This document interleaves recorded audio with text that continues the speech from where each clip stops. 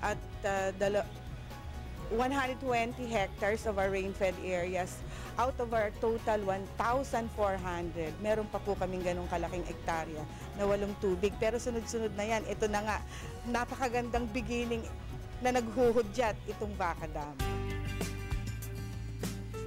Pinagtutuunan din ng pansin ang kooperasyon ng mga lokal na pamahalaan sa pagtataguyod sa usapin ukol sa patubig.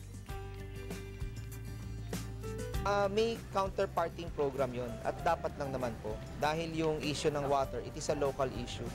So dapat may counterparting sa mga local irrigators association at saka sa local government.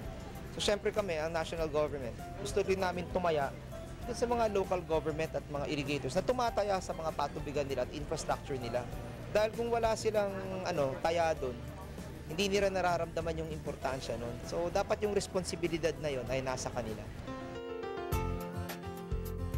Maliban sa muling pagbukas ng Vaca Dam, inihahanda na rin ng NIA Upper Pampanga River Integrated Irrigation System ang mga proyektong mas magpapaunlad sa sektor ng sakahan, di lamang sa lalawigan ng Nueva Ecija, kundi maging sa Tarlac at Bulacan.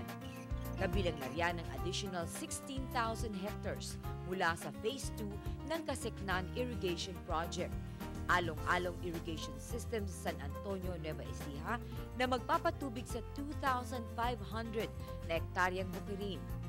Ang Tabuating River na magpapadaloy ng irigasyon sa mga bayan ng Peñaranda, General Piño at Santa Rosa, mga water pumps na magbibigay buhay sa mga lupang sahod ulan sa upland areas ng Llanera at San Jose City, at ang Balintingon Dam na magpapatubig sa 18,000 hektaryang sakhan sa ilang bayan ng Nueva Ecija at Bulacan.